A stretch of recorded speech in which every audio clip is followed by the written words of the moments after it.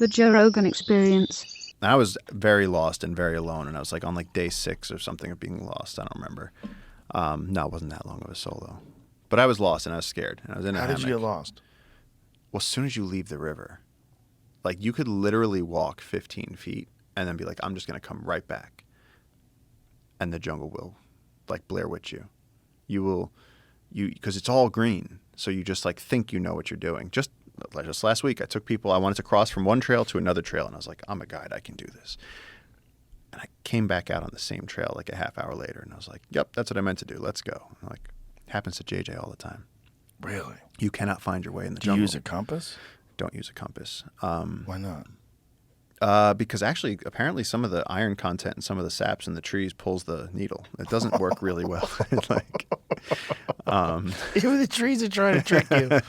Oh my God. GPSs run out of batteries. You know, it's like you really you have to learn your bushcraft. You have to learn how to navigate in the jungle, and it's like which is pretty much you have to get just amazing at dead reckoning and remembering your course, because it's so dense that like we play with people. We go, we'll go see if you can go from here to there. And it's like they can't go there. They can't do that as soon as you leave the river. So like I had gone out on this solo, gotten lost, gotten scared, and then been like, oh shit, what if I just like into the wilded myself? What if now I'm gonna be the next kid that went and died in the Amazon? And like I like slept in the hammock, but this is like as I was learning, so I didn't realize that the hammock that I had bought had a mosquito net on top, but the back was not mosquito proof, so they could stick through.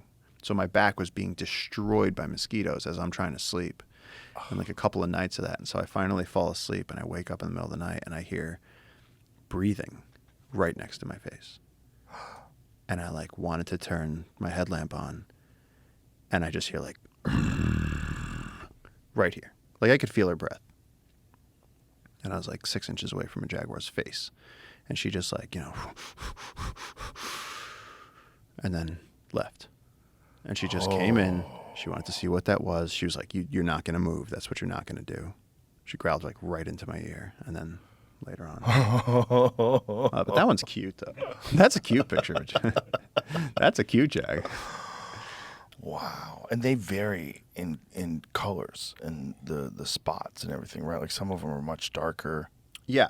Well, I mean, yeah, actually somebody recently was like, where do you see panthers? And I went on this whole thing of like, a leopard or a jaguar, just like you can have albinos, you have a melanistic one. Yeah. Wow. And so like people would call that a panther, but a panther's not a real, there's no animal that's a panther. It's like a Kleenex. It's like it's just another name for it. That is so beautiful. But a black Look jag. at that thing. Yeah. Oh my God, that's beautiful. Yeah, in South India they have the black leopards. What an amazing looking animal. Look at the muscles. Yeah, it's an amazing killing machine. And so humans don't get taken out by them? I can only really speak for our region of the Amazon, but I haven't even heard a story about it. Really? Like no one. Our jags are just, we have like record numbers of jags. Like I think they're listed as near threatened, and we have like some of the strongest remaining jaguar populations in the world. It's incredible. And like you barely see them. We barely see them. The last one I saw was 2 years ago. And some people like go their whole lives without seeing them. Really? Yeah. Well, because people walk off into the jungle and they don't realize. People, it's so funny living in the wild and seeing people show up there. And it's like people come and they're like, they smell like shampoo and cologne and bug spray and deodorant. And they're just like, if to an animal that has such better senses than we do, they might as well just have like sirens on them. And like you are this shiny, glittering foghorn of attention in the jungle. And like every animal is going to run away from you. And so people are always like, how come you go out and you see so much stuff? And it's like, I only shower in the river. I live out in the jungle. I smell like they do. Like I'm out there for weeks, and it's like I'm not going and like shampooing my hair. It's like, and so like to these animals, like they know when you're coming. Like a jag's just going to be like, oh, there's a human there. Do you wash with soap when you wash in the river? I do use a biodegradable soap. You have to keep your skin clean or else you just get infections. But like for the most part, like my clothing, everything, like I don't use anything that's scented. Because of that, because I want to be out there and just blend in. And that's whether I'm out in the field with elephants or whether you're out in Africa or India or whether you're in the Amazon. I want to be sort of like included. I want to blend in. And so like not that long ago, I was checking a camera trap, and I thought it was we had students at our research station at the time, and I heard like the leaves going like, and it was like September, so the jungle was dry. And I turned around and I was going to scare this person because I was going to be like, who walks that loud in the jungle? Like, you have no respect. And I turned around with my finger up, and this jag walked right by me on the trail and just went, what's up? And just kept walking. And I was like, finger up. And I was like, okay. Oh, Lord. But I took that as good because at least my like scent trail was so that he didn't know I was there. I could see it on his face. He didn't care. He was like, hey. But I mean, he was 6 feet away. He didn't even break his stride. He just walked by me and was like, yo, what's up? They don't think of you as food, so they just keep moving. No, and I think they're, with big cats, the mothers teach the young how to hunt, and I think they're so oriented, like with tigers, they're so oriented on horizontal, get the neck from underneath, break the neck from up top. And it's like when they see a vertical animal walking by, I think they're like, first of all, I don't know what this is. Second of all, it smells weird. Third of all, where do I even, you got to be desperate to take that risk. I don't think that lions are a different story, but with jags, with tigers, with leopards, I've never ever felt any fear being around a jaguar, like any fear. I don't even take pictures of them. I just enjoy it. Wow. I let other people take pictures. If I'm with people, I'll let them take pictures, but I like will not lift my camera for a jag. I'll just stand there and just take it in. Yeah. You get to see them so rarely. I don't want to sit there finally seeing one and then put another screen in front of my face. Right. Look through it through some glass. Like, whoa. Yeah. Yeah, that's our camera. They've started that's from yours? Yeah. Wow, look at that thing. Yeah. That is so majestic. What an amazing animal. Those glowing eyes. Well, that's the crazy thing. You shine your headlamp into the night, and then when things look back at you, you got to wonder what it is. It's like, well, when there's two eyes in the front, there's two eyes in the front, yeah. But sometimes the deer, but then the jags do this thing where they move their head like this. They try and see around your headlamp. They'll like do this little side to side thing. Like the deer, they'll just blink at you. They'll just blink, and so you start learning the eye shines. You start learning the, because then you can be out there at night and you look at something and people are like, oh shit, dude, it's a jag, and it's like, no, it's a deer. When you were saying that the uncontacted tribe were speaking in monkey calls, what are they doing? So JJ's dad used to tell us, he said, if you're ever out in the forest and something doesn't sound right, he was like, get out of there. And he was like, because they will use the tinamou calls, like the undulated tinamou is like, but like we know what that sounds like, but we also know what it doesn't sound like. And so like every now and then you'll hear one that's, different.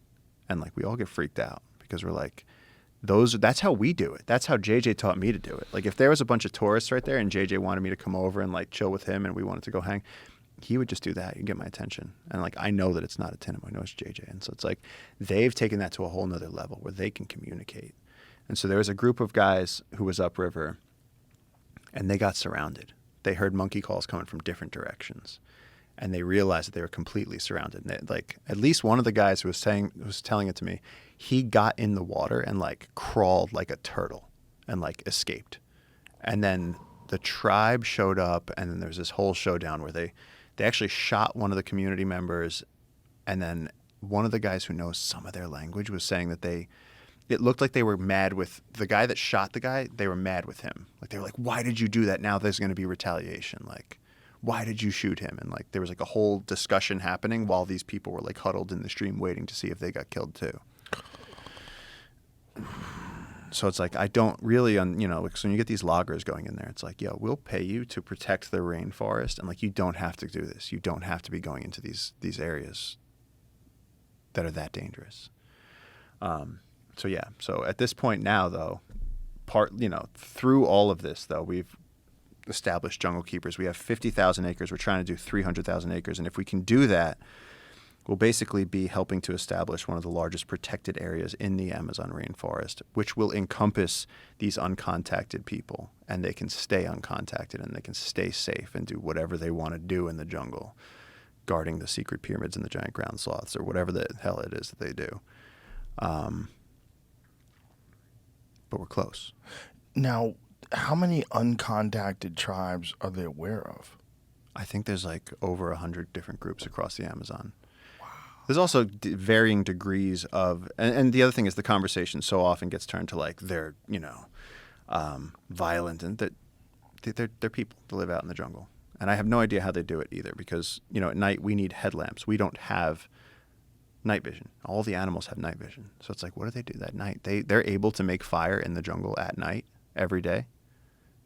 If I gave you an entire book of matches, me and you, we sat down right now in the jungle. I was like, okay, cool. You got a machete and a book of matches. First one to make fire wins. We couldn't do it. It's wet. Everything is wet. So how are they? What's their? Are they doing bow drill? What are they doing? So we don't know. We don't really know. No. We don't know how they do that. We don't know how they stay infection free. We don't know what they do with their old people. We never see old people. We never really see children. And so like they move around, and we see like groups of men on beaches. We see like that aerial picture where you see like a family group out. That's in turtle season, where you have turtles laying their eggs on the beaches, and the tribes will come out because that's easy food. You just pick up turtle eggs and eat them. But there's so much that we don't know about their lifestyle. And like people get so many things wrong. Just, if you leave them alone, then they won't kill you. If then people go, oh, they're Stone Age tribes. And it's like, well, they're not Stone Age tribes because they're alive right now. And you couldn't live out in the jungle, but they can. Right. So it's like there's elements of their botanical knowledge, their medicinal knowledge, their creation myths, their view of history. I mean, they're coming at reality from a whole different perspective than we are. Wow. And there's really no way to get... Does anyone speak their language? Do we know what language they all speak? Is it universal? Do they have different languages? It's not universal, and there was someone in our region who like captured a child from the Uncontacted, raised him in a very remote community, and people have tried, anthropologists have tried, they've been like, hey, so what was it like when you grew up? And it's like, it's dark. He's just like, I don't remember. Like no one's been able to get any information out of him. How old was he when they captured him? I think like 6. Like under 10 for sure. Does he not remember? Or does he just not want to talk about it? I don't know. There's all these underlying stories. Oh man, yeah. There's just. Then last year, some loggers went to a place they shouldn't have gone, and they got whacked. And sort of like the WhatsApp underground in Peru. Like everyone was sending each other pictures because one of the cops like sent to his family a picture of what the bodies looked like on like day 6, laying on the beach with arrows in them and shit. And it was like, oh my god. It was like this. It makes you stay in bed at night. You're just like, I'm not going out. Jesus. But I mean, yeah, it's a complicated topic because there's people that want to contact them. There's people that want to leave them alone. And then, of course, there's missionaries that are like, they need the Bible. What did you think about Lost City of Z? I loved the book. I wanted more from the movie. Of course. Yeah. There's only so much time and yeah. Hollywood fuckery. Oh, God. The book was fantastic. And that guy was out of his mind. Out of his mind. Out of his mind. Yeah. Percy Fawcett. Yeah. Percy Fawcett. But like the fact that he could go on those expeditions and not get infected. Mm-hmm. I've been brutally like, hold on, let me show you. I'll show you this picture. I don't think there's any way of pulling this up, but like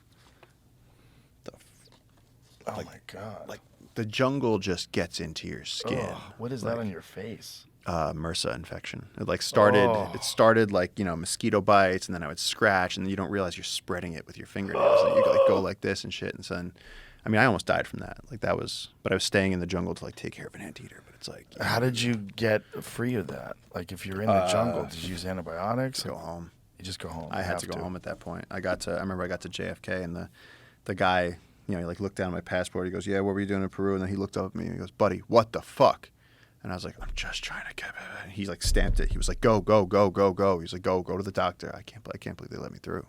Right. You could have been infected with some crazy plague. Could have had like monkey Ebola. Like yeah. It looked bad. And I spent days in the hospital. Like it was really, really bad.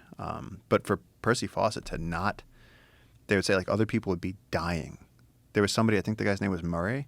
He came from the Shackleton expedition. He'd already been out with Shackleton, so he was like, I'm a real explorer. And he didn't last any time with Fawcett. Because Percy Fawcett was just like, you can't keep up? Go die. You can go die with the mules. Like he just wouldn't stop. So my question is like, did he go out and eventually get killed, or did he eventually go out and like find the tribe that made him their king and just? There's no knowledge. There's no right? knowledge of it. Yeah, no one really knows what happened to him. And they right? said in that book that over 100 people have died looking for him since he left. Because then the other expeditions that have gone out, all of those have died too.